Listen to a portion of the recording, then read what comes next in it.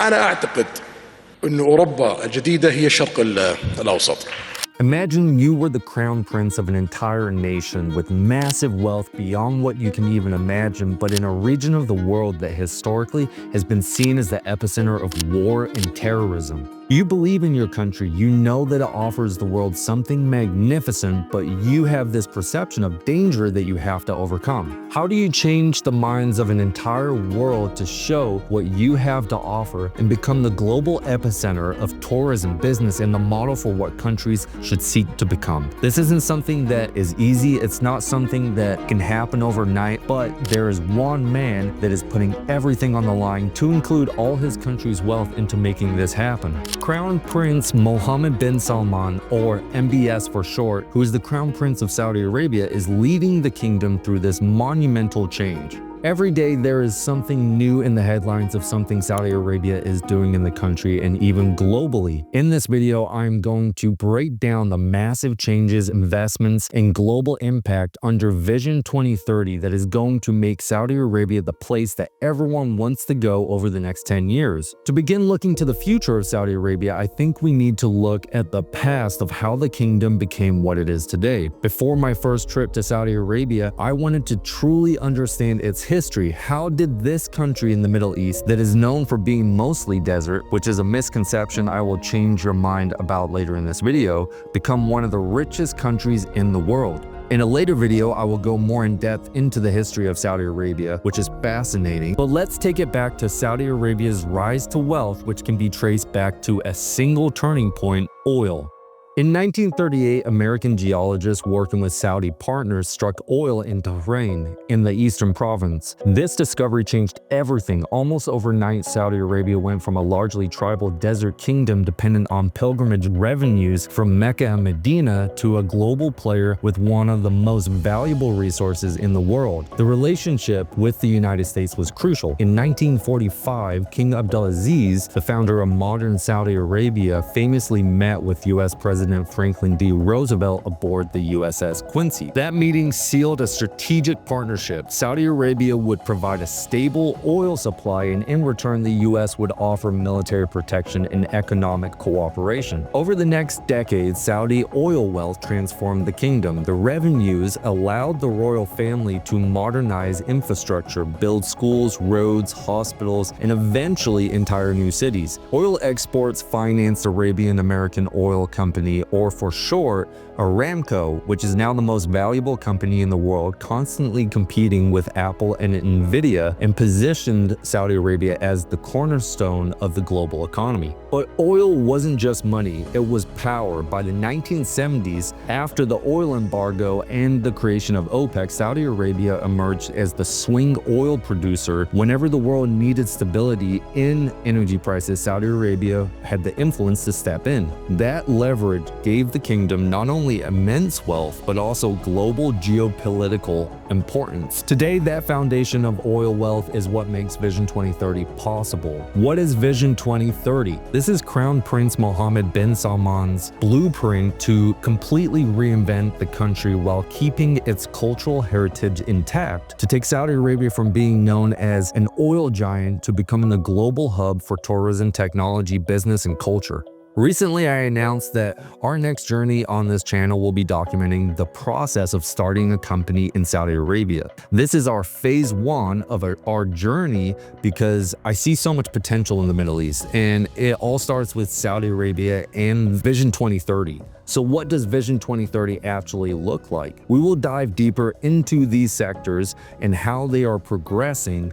First, the Giga projects. You've probably heard of NEOM, the $500 billion futuristic city being built in the desert. Then there's Qiddiya, which is basically going to be the world's entertainment capital. The Red Sea project, Darya Gate, these aren't just buildings in the desert. These are entire new economies being created from scratch. Often we hear negative reports because of the cost overruns and logistical difficulties. I will touch on those later.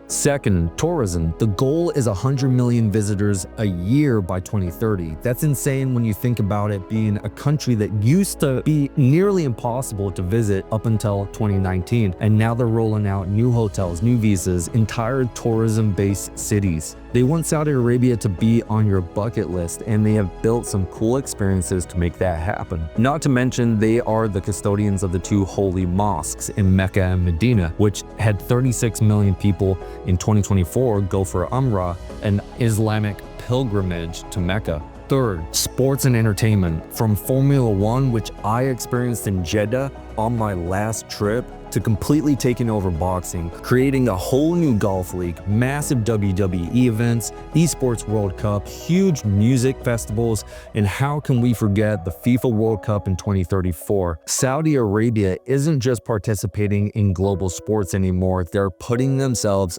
front and center. Fourth, technology and investments. Their sovereign wealth fund, the PIF, is sitting on nearly $1 trillion of assets under management, and they're deploying it everywhere. Electric car companies, artificial intelligence, real estate and infrastructure, sports teams. It's venture capital and private equity, but on a national scale, all to support the kingdom's vision for the future. Fifth, politics. This is the one most people overlook. Saudi Arabia isn't just changing internally, they're becoming the political bridge of the Middle East. They're balancing relationships with the US, China, and even regional rivals. For decades, the Middle East has been known for conflict. Saudi Arabia is positioning itself as the stabilizer, the connector, the one country powerful enough to negotiate on the global stage for the Middle East and Gulf countries. That political influence is just as valuable as oil. If they can successfully stabilize the Middle East, it's going to support the Vision 2030 and help the entire region. And finally, culture. This is what shocked me the most on my first trip.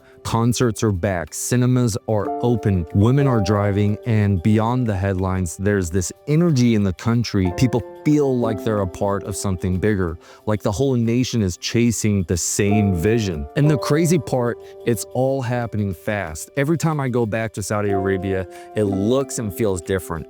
There are cranes everywhere, construction is everywhere. You can feel it in the air. This is like a sense of urgency, like the country is racing the clock to prove they can pull this off, and I'm all for it. So let's dive deep into each of these sectors for Vision 2030, starting with the culture shift, because without this, I don't think the rest would work. This is the part that shocked me the most when I first started spending time in Saudi Arabia. For so long, the kingdom was known as one of the most closed-off societies in the world. Strict rules, limited freedoms, no public entertainment. But under Vision 2030, that has completely changed. Just a few years ago, there were no movie theaters, no concerts, and women weren't allowed to drive. Today, there are movie theaters across the country and massive concerts with artists like Eminem, David Guetta, Lil Wayne, Usher, Camila Cabello. From 1957 to 2018, women couldn't drive. Under Vision 2030, that immediately changed, which allowed women to drive, and they even built high-tech driving schools for women only to push this forward. Saudi Arabia also wanted women to be 30% of the workforce by 2030. In 2025, women make up over 37% of the workforce, which is 5 years ahead of schedule, even holding powerful positions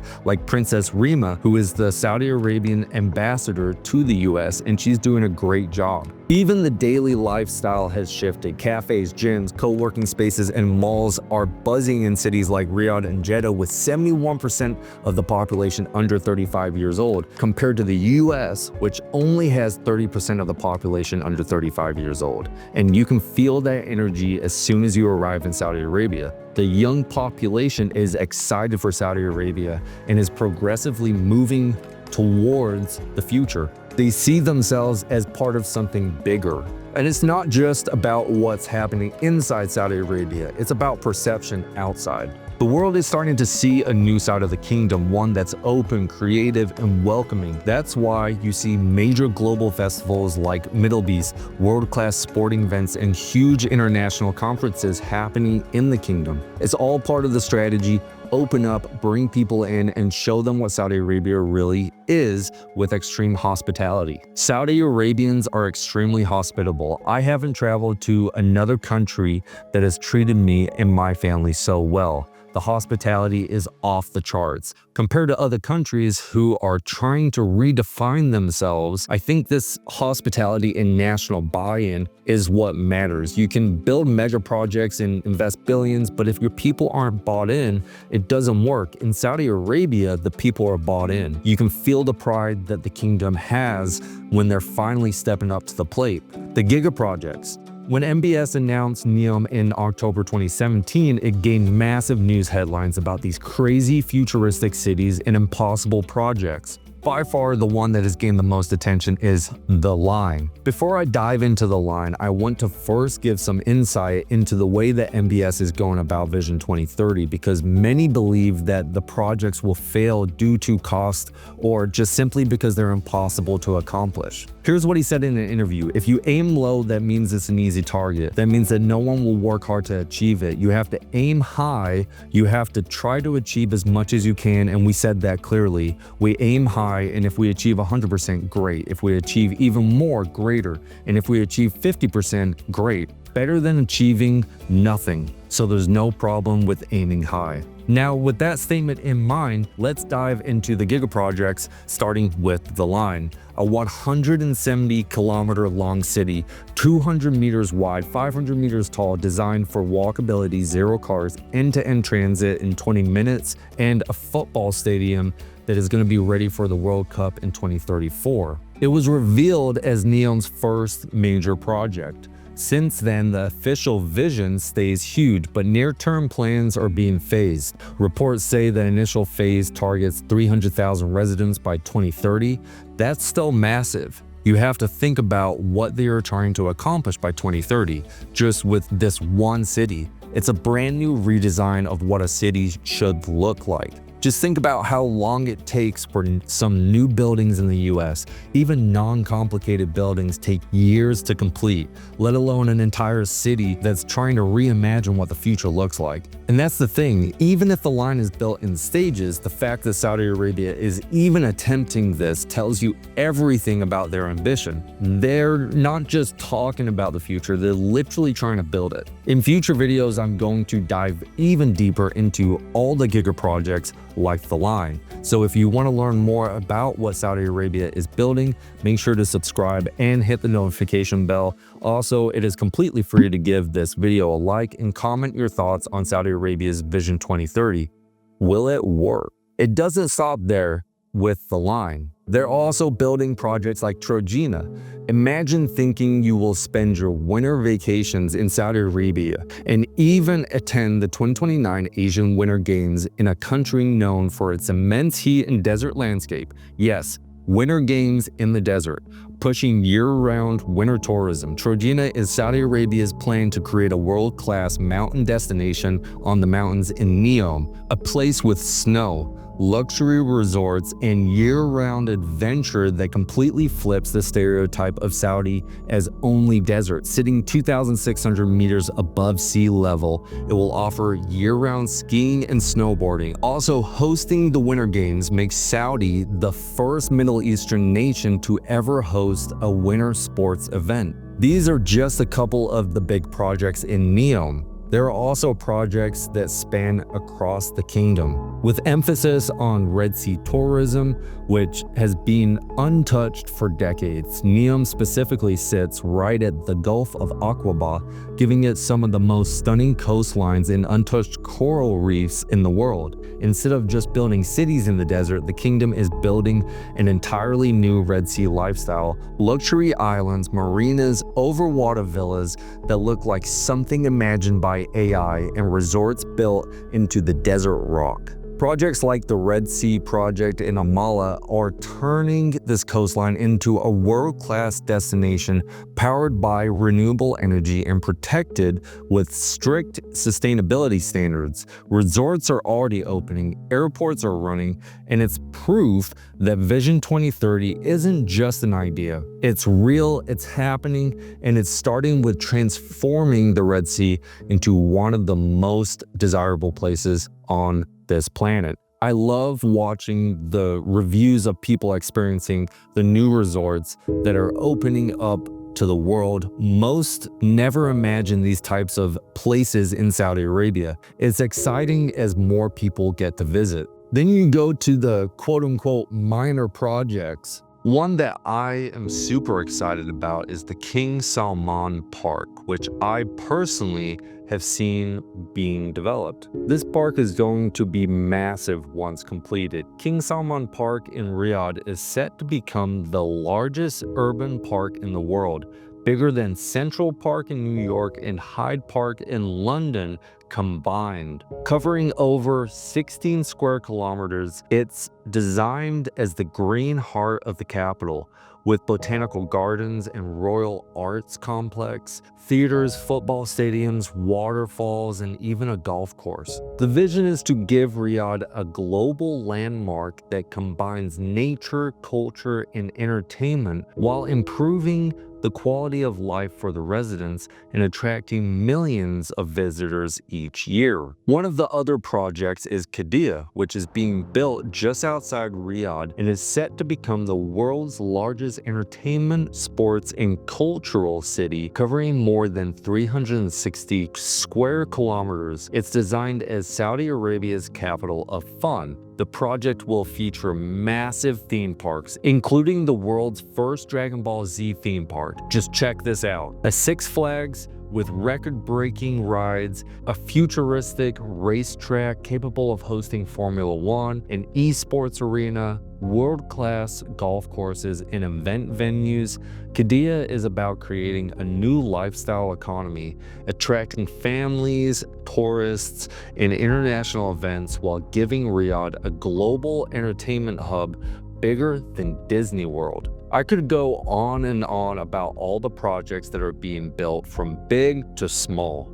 But tourism in Saudi Arabia goes far beyond the Giga projects. The kingdom is also reshaping its historic and cultural sites into historic destinations. The most famous example is Diriyah, known as the Jewel of the Kingdom, the birthplace of Saudi Arabia. A UNESCO World Heritage Site, the $60 billion Diriyah project is turning this area into a walkable city with museums, luxury hotels, cultural centers, and restaurants built in traditional Saudi architectural style. It's about showcasing Saudi Arabia's history to the world, not just its future. Then there's iwll, one of the most popular places on social media today.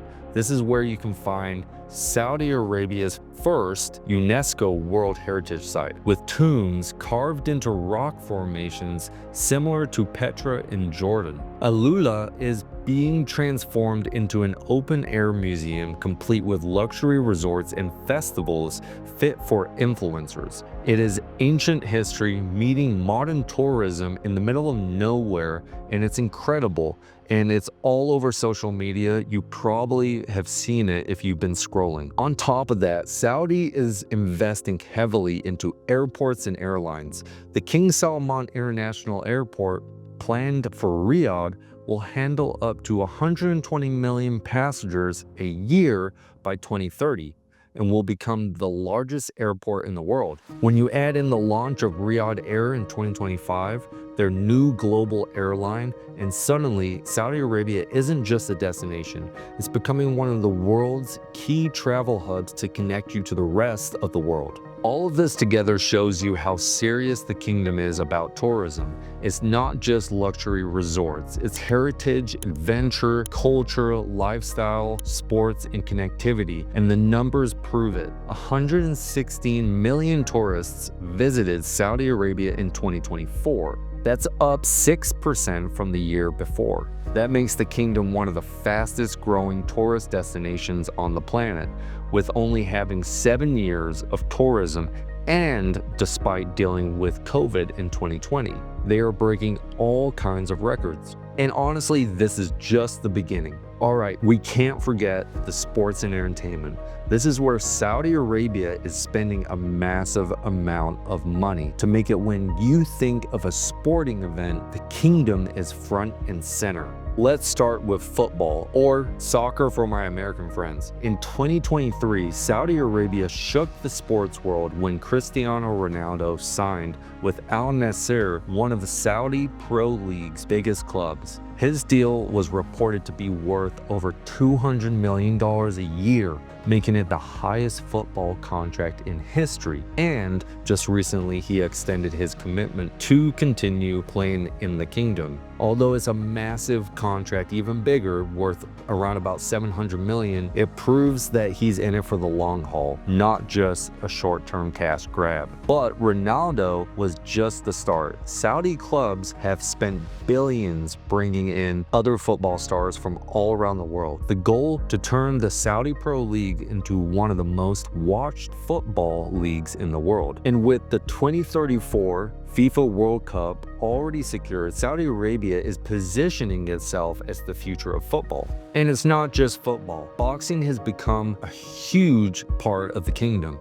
Saudi has hosted some of the biggest heavyweight fights of the last decade. Anthony Joshua, Tyson Fury, Deontay Wilder, even Canelo. Each event has tens of millions of dollars in prize purses, and Saudi Arabia has become the go-to venue for fights. They are redefining what boxing is and bringing it back to life under the leadership of Turk Al-Sheikh, who has a deep passion for the sport and all types of sports. Then there's WWE. In 2018, WWE signed a 10-year deal reportedly worth $500 million with Saudi Arabia. That's why you've seen events like Crown Jewel and Greatest Royal Rumble take place in Riyadh and Jeddah. Saudi isn't just buying events, they're becoming part of the global entertainment calendar, with the goal for tourists to travel and experience the kingdom during these events.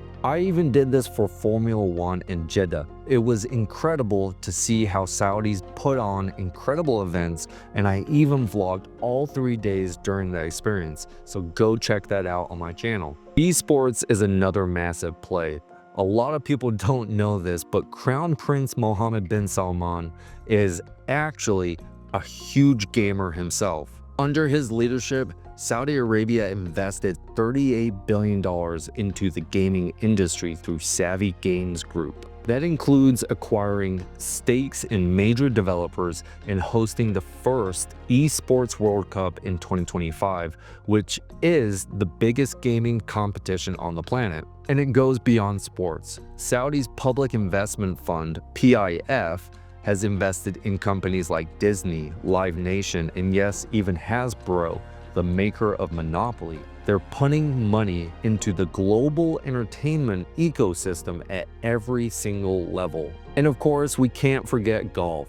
Saudi Arabia created Live Golf in 2021, backed by their sovereign wealth fund, the PIF, with an investment of over $2 billion.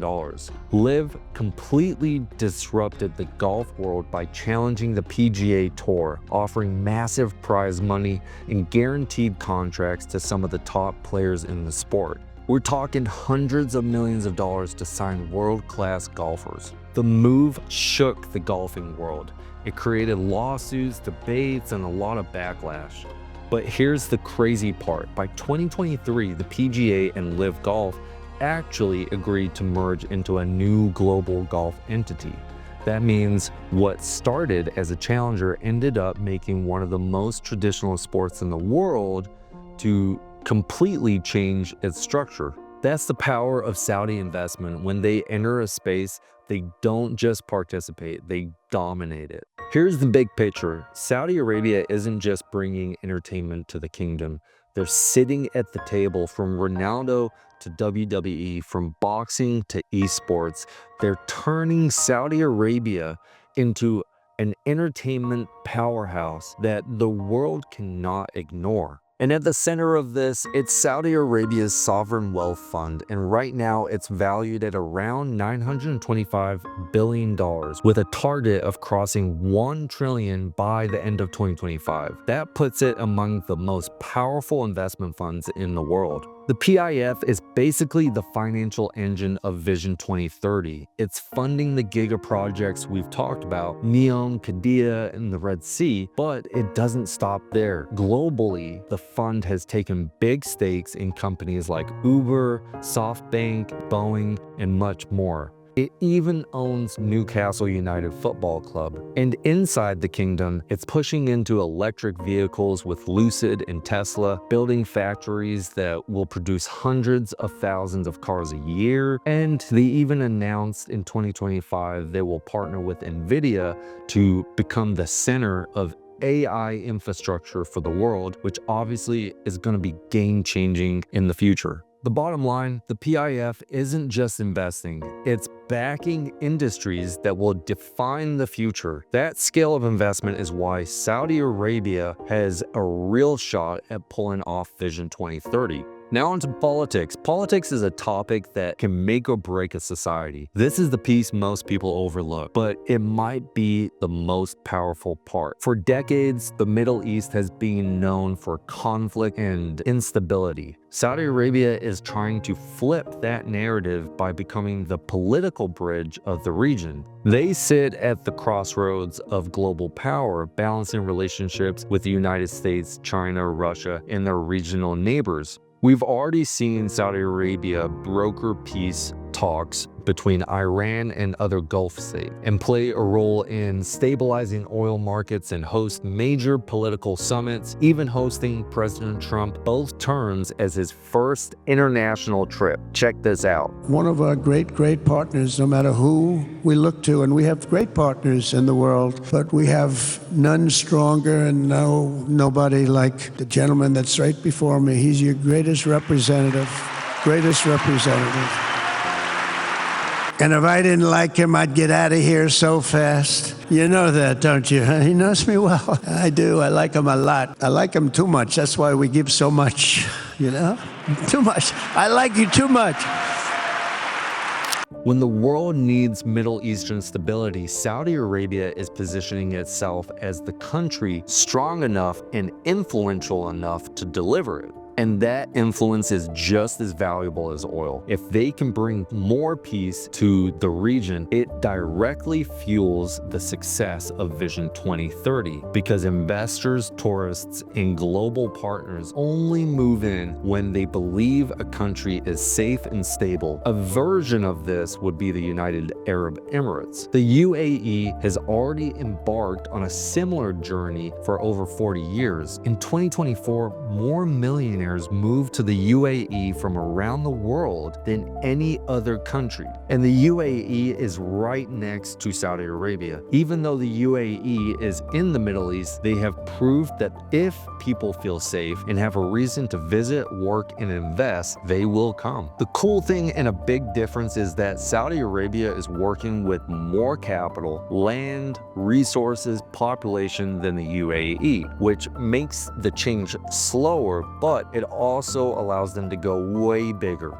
This is why politics matters. Saudi Arabia isn't just betting on mega projects or sports deals, they're betting on redefining the entire Middle East. And if they succeed, it will help Saudi Arabia in the process. The kingdom is aiming higher than almost any nation on earth right now. From giga projects to sports, from tourism to technology, from politics to culture, they are betting everything on transforming their future. And the truth is, not everything will go perfectly. Some projects will be delayed, some won't work out at all. But when you look at the pace, the scale, and the ambition, you can't deny one thing. Saudi Arabia is moving, and the world is paying attention. That's why I'm all in. I believe the Kingdom of Saudi Arabia has a chance to become one of the most important countries of this century. And being on the ground, you can feel it, the excitement, the urgency, the belief that they're building something bigger than themselves. This is just the beginning. Over the next 10 years, we're going to see Saudi Arabia step onto the global stage in a way no one thought possible. And I'm excited to be a part of that journey, building companies and investing in the region. So if you want to follow this journey, building in the desert, seeing Vision 2030 unfold in real time, and learning what it takes to build a company in one of the boldest places on earth, make sure you subscribe. The future of Saudi Arabia is being written right now, and I believe it's going to be one of the most exciting stories of over the next century, starting with this decade. So check out this video to see more about Saudi Arabia.